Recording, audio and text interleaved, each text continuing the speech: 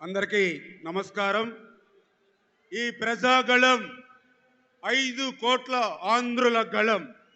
ఏదైతే ఈ జగన్మోహన్ రెడ్డి 5 సంవత్సరాల మోసపూరితమైనటువంటి దగా పాలన నిరసిస్తూ జగన్ విముక్తి ఆంధ్రప్రదేశ్ కోసం భారతీయ జనతా పార్టీ, తెలుగుదేశం, జనసేన గళం ఈ ప్రజాగళం.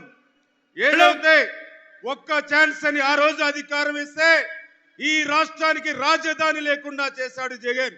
మరొక ఛాన్స్ ఇస్తే రాష్ట్రాన్నే లేకుండా చేసేటువంటి పరిస్థితి ఏదైతే ఉందో దానికోసమే నిరసిస్తూ ఇవాళ ఈ ప్రజాగళం అని చెప్పి తెలియజేస్తూ ఉన్నా. ఒక్క ఛాన్స్ అని ఇస్తే ఆ రోజు మీరందరూ చూశారు. పోలవరం ఆ రోజు చంద్రబాబు నాయుడు గారు 5 సంవత్సరాల్లో 72% పోలవరం పూర్తి చేస్తే ఈ 5 సంవత్సరాల్లో 2% కూడా పూర్తి చేయకుండా పోలవరాన్ని ముంచేసినటువంటి పరిస్థితి. పరిశ్రమలు, పారిశ్రామికవేత్తలు పారిపోయినటువంటి పరిస్థితి.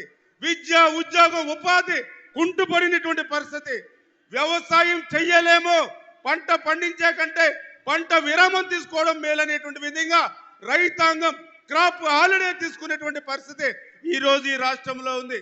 అందుకే 5 కోట్ల ఆంధ్రుల భవిష్యత్తు కోసం, ఆంధ్రప్రదేశ్ భవిష్యత్తు కోసం ఈ ప్రజాగళం అని చెప్పి మీ ద్వారా అందరికీ కూడా తెలియజేసుకుంటూ సెలవు తీసుకుంటున్నాం. థ్యాంక్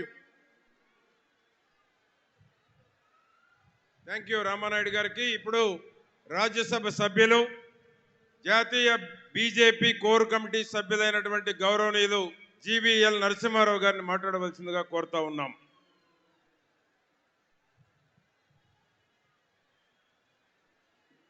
భారత్ మాతాకి. ఇప్పుడే దేశ ప్రధాని నరేంద్ర మోదీ గారు మన చిలకలూరుపేట గడ్డపై కాలు పెట్టారు. భారత్ మాతాకి. వారి దాకా మన వాయిస్ వినిపించాలి. భారత్ మాతాకి.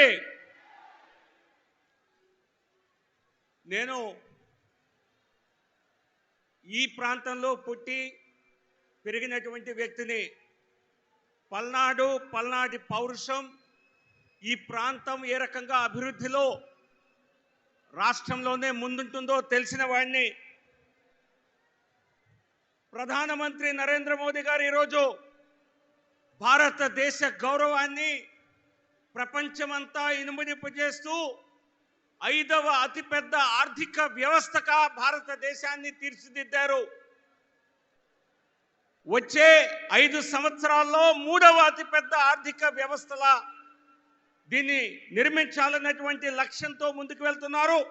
ఆ లక్ష్య సాధనలో మన రాష్ట్ర ప్రభుత్వం, మన రాష్ట్ర పాత్ర చాలా ప్రధానంగా కానుంది.